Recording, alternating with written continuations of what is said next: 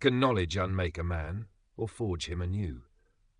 In the dust and simmering heat of late 15th century Andalusia, where the scent of orange blossoms mingled with the ever-present fear of the Inquisition, young Mateo, son of a humble bookbinder, believed knowledge was refuge. His world was the scent of aging paper, the precise geometry of script, the satisfying weight of a newly bound volume. His hands, stained with ink and calloused from the awl, knew the secrets of parchment and leather, but little of the cruelty that festered beyond his father's workshop in their small town near Granada. This was a land scarred and remade by the Reconquista, where Christian bells now rang from former minarets, and suspicion clung to anyone whose faith or lineage seemed less than certain. Whispers about conversos and moriscos were currency, traded in hushed tones, easily weaponized by the powerful. Mateo's heart, however, held a simpler, purer truth. Isabella, daughter of a farmer whose land yielded more dust than olives that year, she was the light that filtered through the shadowed archways of his life. They met in secret, beneath the gnarled branches of ancient olive trees, their whispered promises swallowed by the vast Andalusian sky. Her laughter was a counterpoint to the solemn chants from the nearby church, her touch a warmth against the chill of uncertainty that permeated their lives. He dreamt not of wealth or glory, but of a quiet life with her, his craft providing enough, their love providing the rest. He saw the worry lines deepening on her father's face, heard the muted arguments about debts owed to the hidalgo, Don Rodrigo de Silva, a man whose piety was as ostentatious as the silver crucifix he wore, and whose shadow fell long and cold over the village.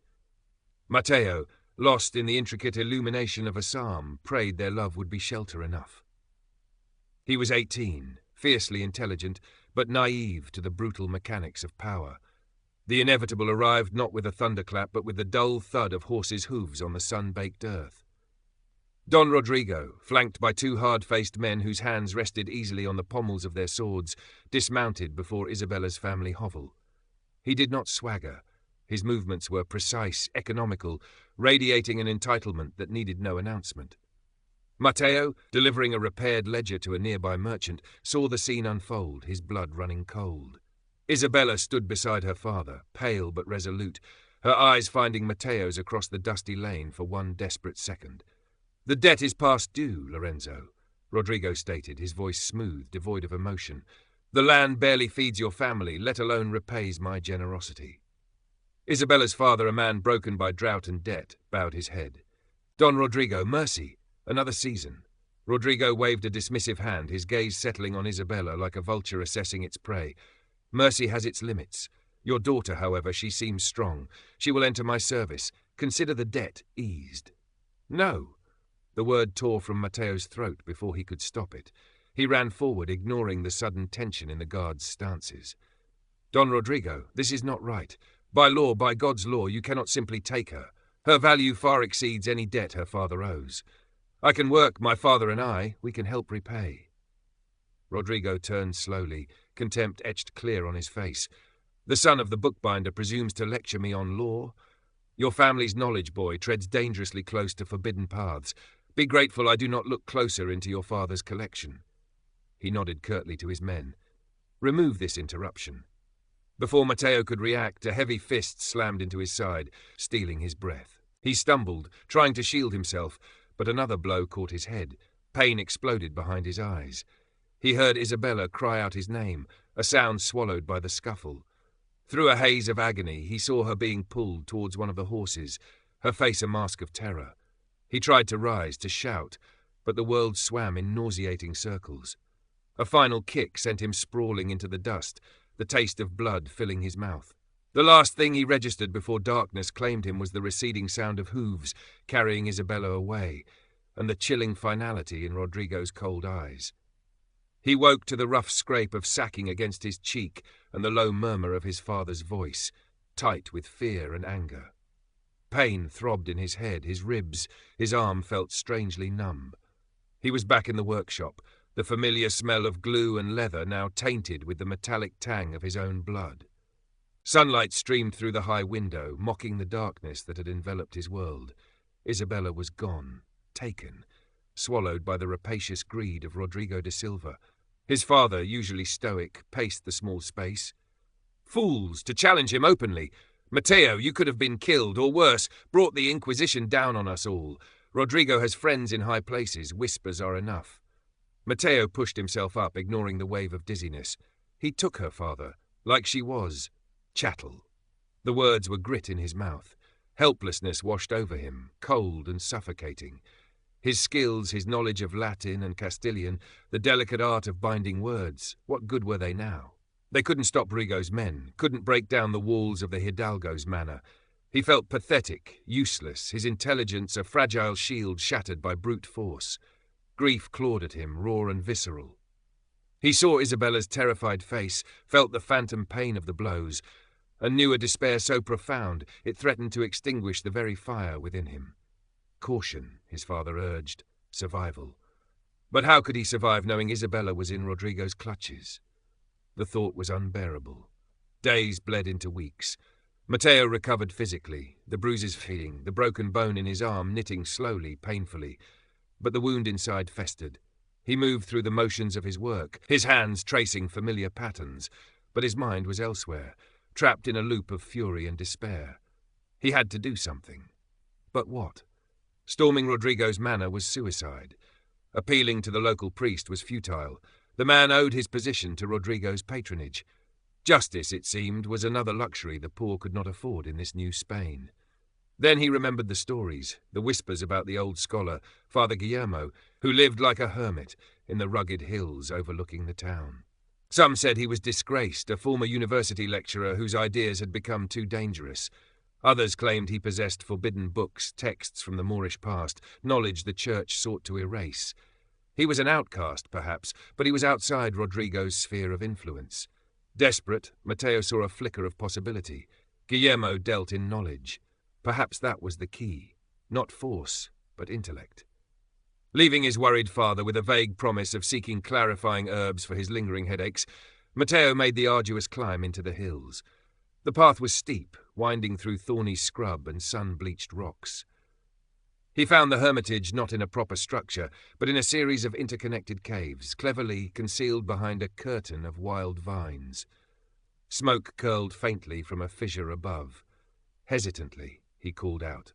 A figure emerged, silhouetted against the cave mouth. Tall, gaunt, with eyes that seemed ancient and weary, Father Guillermo regarded him without welcome. What does the son of the bookbinder want with a forgotten old man? Mateo, heart-pounding, explained his plight, the words tumbling out. Isabella, Rodrigo, the debt, the abduction, his own helplessness. He expected dismissal, perhaps cynicism. Instead, Guillermo listened intently, his expression unreadable. When Mateo finished, silence stretched between them, broken only by the buzzing of unseen insects.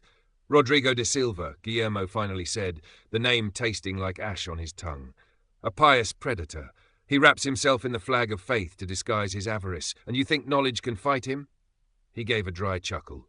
Knowledge, boy, is dangerous. It makes men like Rodrigo nervous. It can get you burned. I don't care about the danger, Mateo insisted, desperation lending his voice strength. Isabella, I must get her back. If force won't work, perhaps understanding how men like him operate, how the system works, perhaps there's a weakness. Guillermo studied him for a long moment, his gaze sharp, probing. He saw the raw pain, the fierce intelligence, the stubborn loyalty flickering in the young man's eyes. Perhaps it reminded him of a fire he thought long extinguished within himself. Weakness, he mused. Every structure has cracks, boy, even one built on hypocrisy and fear. But finding them requires patience, diligence, and the willingness to wield knowledge not just as a shield, but sometimes as a blade. He sighed, a sound like rustling parchment. Come inside. Perhaps an old fool can teach a young one something more useful than binding prayers. The cave was surprisingly large, lined with shelves crammed with scrolls and bound manuscripts, books in Latin, Greek, Castilian, even Arabic script. Mateo could barely decipher, filled the space, their scent thick and ancient.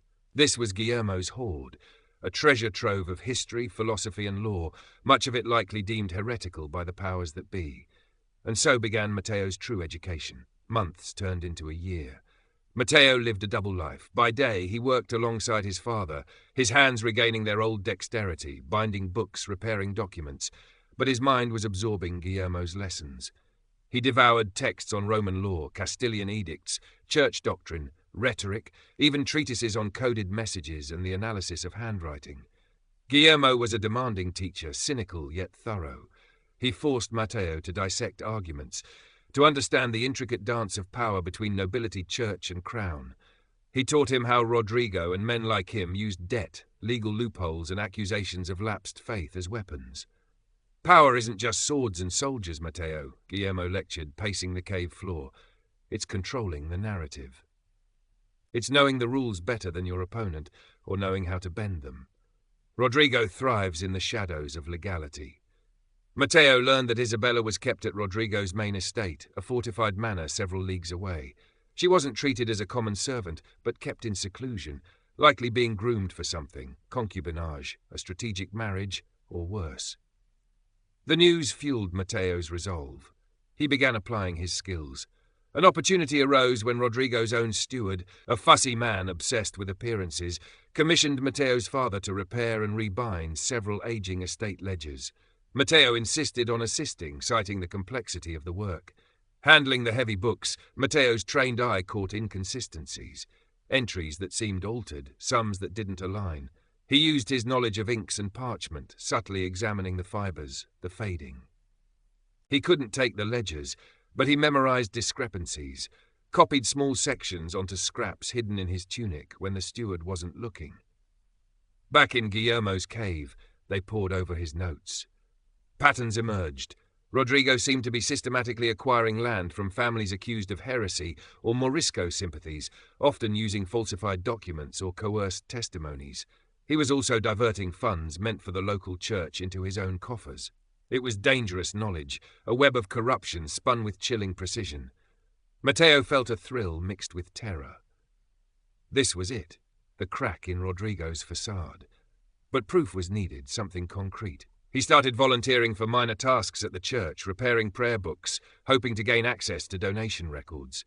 He learned to move quietly, to observe, his bookbinder's attention to detail now focused on human interactions, on guarded whispers, on the fear in the eyes of those indebted to the hidalgo. He narrowly avoided detection several times, once having to feign clumsiness and drop a stack of papers to cover the fact he'd been studying a document on the priest's desk too intently. The danger sharpened his senses, hardening the naive boy into a cautious, calculating young man. One sweltering afternoon, a market woman known for carrying messages between villages discreetly passed Mateo a small, tightly folded piece of cloth while ostensibly buying twine. His heart leaped. Inside, hidden within the folds, was a tiny, embroidered square, a simple flower pattern Isabella often stitched, but in the center, almost invisible unless you knew where to look, was a single dark thread forming a shape, a crescent moon. The Morisco symbol. It wasn't proof of anything concrete, but it was a message. Isabella was alive, aware, and perhaps hinting at Rodrigo's dealings with those the authorities persecuted.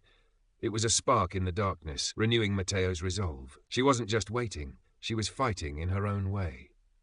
He took the symbol back to Guillermo. The old scholar examined it, his eyes narrowing. The crescent. Rodrigo has long been rumored to secretly trade with Morisco families, extorting them for their unique crafts or knowledge, while publicly condemning them. If he's been using church funds or lands seized through false heresy claims to finance these dealings, that would interest certain parties greatly. A plan began to form, audacious and perilous. They couldn't go to the local priest or magistrates. They were likely in Rodrigo's pocket. But Guillermo knew of a visiting bishop, Cardinal Cisneros' man, known for his rigid orthodoxy and ambition, currently conducting inspections in a nearby city. This bishop had no love for provincial nobles who grew too powerful and was zealous in rooting out corruption, especially if it touched the church's finances or involved dealings with suspected heretics. If they could get irrefutable proof into his hands, presented as an anonymous discovery, the proof lay somewhere within Rodrigo's manor. Mateo thought back to the ledgers, the faint inconsistencies. He needed access again, perhaps to Rodrigo's private study. The upcoming Feast of St. James, when Rodrigo traditionally held a large celebration, inviting local clergy and minor officials, presented the only conceivable opportunity. Security would be high, but the house would be full, chaotic. Matteo, using his craft as a shield, proposed creating a special commemorative prayer book for the feast, a gift for the chapel, requiring him to deliver it personally and perhaps make final adjustments on site. It was a thin pretext, but the steward, flattered by the idea of presenting such a fine object, agreed. Matteo spent weeks crafting the book, his hands steady but his mind racing, planning every step, Guillermo coaching him on potential layouts of the manor, on diversion tactics, on staying unseen. The blade of knowledge was ready. Now he had to wield it. The night of the Feast of St. James arrived, cloaked in nervous anticipation. Rodrigo de Silva's manor blazed with light, music spilling from the arched windows into the warm Andalusian night. Matteo, dressed in his best, sober clothes, carried the prayer book, its cover intricately tooled, its weight both a comfort and a burden. He felt Guillermo's final warning echoing in his ears. Remember, exposure is the goal, not confrontation. Get the proof, plant the seed, and vanish. He gained entry easily enough, the guards barely glancing at the known bookbinder's son delivering his commissioned work. The steward fussed over the book, then directed Matteo towards the small chapel adjoining the main hall, suggesting he ensure the lighting was adequate for displaying it. This was his chance. The chapel was relatively empty, separated from the main festivities. Adjoining it, as Guillermo had suspected from old architectural plans, was likely Rodrigo's private study. Heart-pounding, Matteo slipped from the chapel into the darkened corridor. He moved silently, a shadow amongst shadows, his earlier reconnaissance visits paying off. He found the study door unlocked. As Guillermo predicted, Rodrigo might leave it accessible for dramatic pronouncements or private audiences during the feast. Inside, the room reeked of expensive wine and Rodrigo's overbearing pomposity. Moonlight illuminated a large desk, littered with papers. Working quickly his bookbinder's tools, a thin awl, a folding knife, repurposed for delicate manipulation, he searched. Not the official ledgers, but personal correspondence, hidden compartments. He found it, a small, locked casket. Praying Rodrigo hadn't changed the simple lock Guillermo had described from rumor, Matteo used a shaped piece of wire. It clicked open.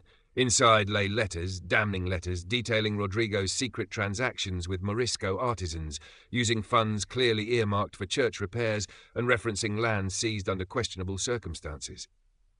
There were even boastful comments about how easily the local priests were manipulated. This was it.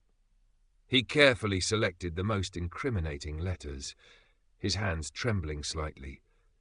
He needed to get these to the visiting bishop's attendant, a stern-faced secretary Guillermo had identified, who was known to be meticulous and incorruptible.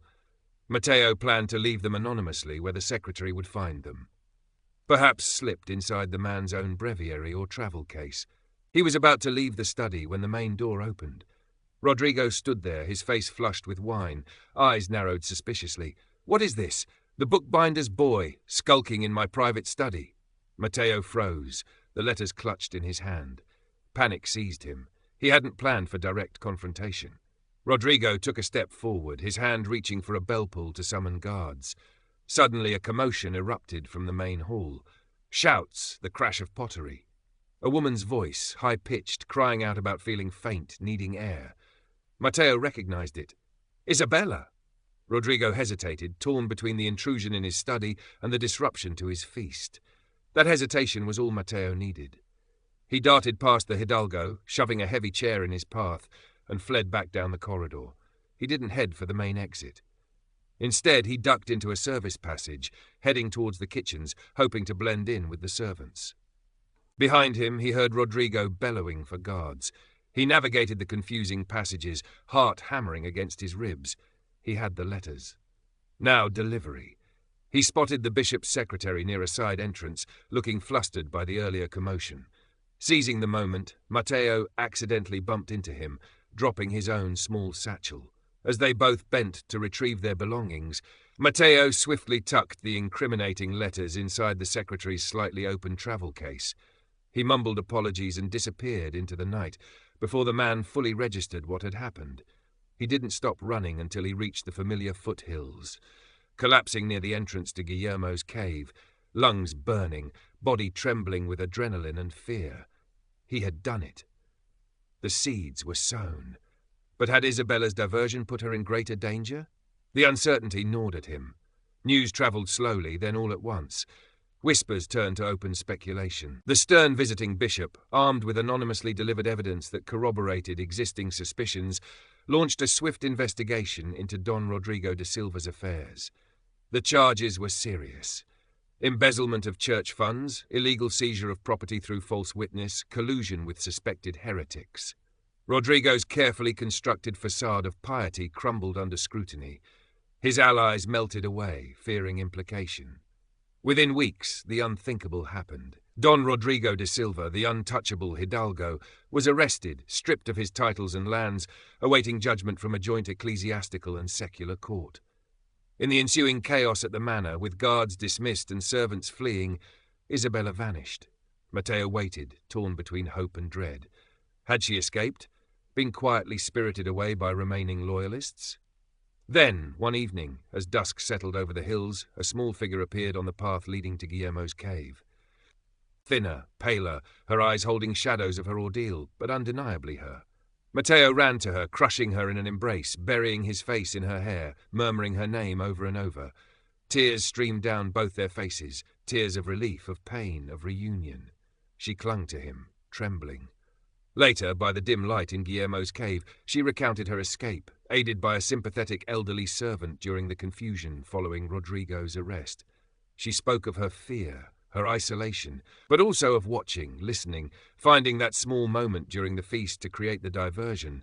Fueled by a desperate hope, Matteo might be trying something. Her quiet strength amazed him. They couldn't stay. Rodrigo, even disgraced, might have vengeful relatives or associates. Their hometown held too many painful memories, too many watchful eyes. Guillermo, his task done, gave them his blessing, a small pouch of coins and a letter of introduction to a fellow scholar in Valencia, a city known for its bustling port and relative tolerance. Knowledge brought him down, the old man said, looking at Matteo with something akin to pride. Now use it to build a new life. Go, be happy. Leaving Andalusia behind felt like tearing out a part of themselves. The scent of orange blossoms now seemed bittersweet, the familiar landscape a reminder of loss as much as love. They travelled cautiously, avoiding main roads, two scarred survivors heading towards an uncertain future. Their journey was fraught with hardship, but lightened by the simple fact of being together. Months later, in the vibrant, noisy port city of Valencia, Matteo found work with a printer, his skills highly valued. Isabella, quick and eager to learn, assisted him. The final scene finds them not in wealth, but in peace. In their small, clean room overlooking a bustling square, the evening sun casting long shadows, Matteo guides Isabella's hand, teaching her the letters of the alphabet from a small, worn primer he managed to keep. Her brow is furrowed in concentration, then breaks into a smile as she forms a word. Knowledge, once a weapon, was now a tool for building, for sharing. They were free together. Scarred, yes. Their home lost, their past a shadow. But their love, tested in the crucible of injustice and fear, had endured. It was the foundation upon which they would build their new life, letter by painstaking letter.